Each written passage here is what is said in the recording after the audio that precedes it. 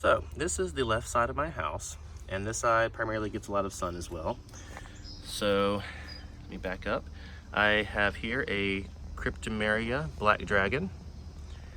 That's a very interesting plant. I like the Cryptomeria evergreens. Artemisia, I think is how you say this. This one is called Silver Mound. Got a couple of those in here, and they're really cool. These are very fluffy, like and very bush-like. When I bought this, it was pretty small, so it's doing pretty well. Continuing on, we have some garden phlox flanked by 2 crepe myrtle bushes. This specific variety is called Berry Dazzle, and you can kind of see those blooms, very fuchsia pink with a yellow center. Got some sedum here. This is called Dazzleberry. Got 2 of those. Nice little combination.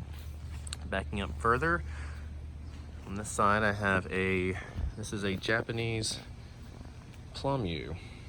This is also an evergreen, and it produces berries in the wintertime.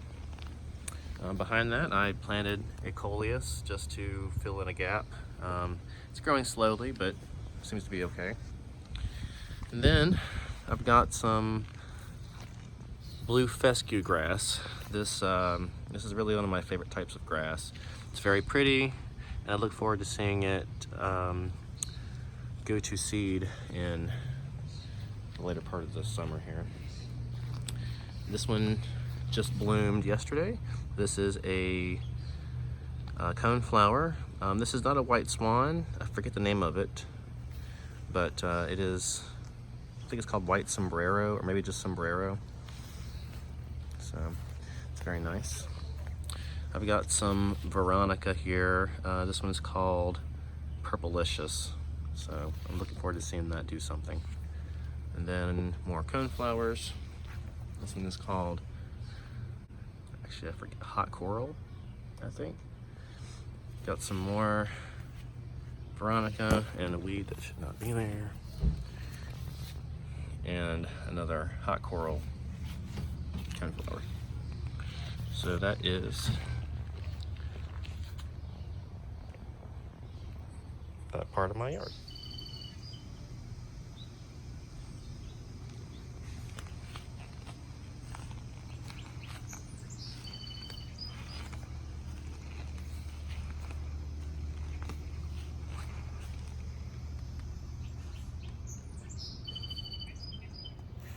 So here I've got 2 Loropetalum bushes. These are a variegated variety. They are purple, but they will bloom with white flowers. And the leaves go between green, purple, and pink. So really excited about that. And there's some construction going on behind me, so hopefully you guys can still hear me. Backing up a little further, we have more of the blue fescue grass. It's really come into its own over here. It really enjoys life here. I planted some more recently, and you can see the difference in the plant. This one's been there for a while, and this one is new. So I'm sure this hydrangea is really taking up a lot of the resources from the grass, because I can barely see them, so I'm sure they're not getting a whole lot of sunlight. So anyway, that's it for this side of the house. There's some hostas over here. These were here when I bought the house.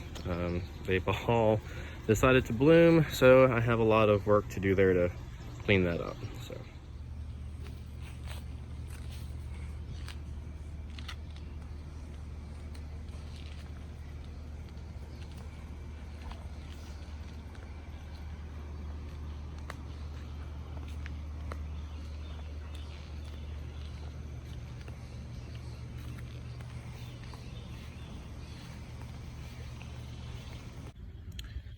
So on the other side of my house here, I have another garden, and this one is consistent of mostly shade plants, except for this Petunia, which is where I'm starting. So this is a night think it's called Night Sky Petunia. I love this petunia. It is so pretty. Look at that. Isn't that nice? Just gorgeous. And then we back up. Now, one thing about this garden is that the previous owner planted all kinds of stuff in here that apparently is starting to merge. So I'll show you what's mine, and then I'll show you what's not mine. So I've got some autumn frost hostas here. These are really like interesting hostas. They stay on the smaller side and they're very cute. I just think it's a very cute hosta. Here I've got some Heucheras. This one is called Peach Flambe, and another Peach Flambe. And then I believe this one is called Purpleicious or something to that effect. Here's another Heuchera. This one's called Electric Limeade. I really like that one. It looks like cabbage or lettuce. Looks like lettuce. And then here I've got some heart leaf Brunnera. It's a big heart-shaped leaves. I really like Brunnera. It's one of my favorite plants this year. I've got another hosta back here. I'm not sure what the name of it is, but it's a little interesting little hosta there. I've got some more heart leaf Brunnera. This one is silver leaf Brunnera.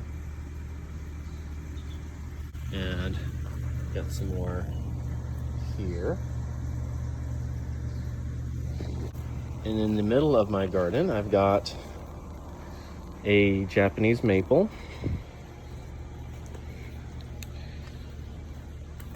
Planted that this year. And then here on the other side, got some Coleus back here. It's a little droopy. It was hot today, so it's a little droopy, but usually picks back up in the evening. Some more Heucheras. This one I believe is called, actually I don't remember the name of this one, but this is also one of my favorites. I really like that one. More heart leaf Brunnera, silver leaf. It's getting chewed on a little bit back there. Another Coleus. And here's another Coleus back here I planted. And that's pretty much everything that I planted this year. One of the other plants that is popping up in this garden that I did not plant are these tall voodoo lilies. These are voodoo lilies. And there's a lot of them. And I'm thinking this might be a blooming year for these.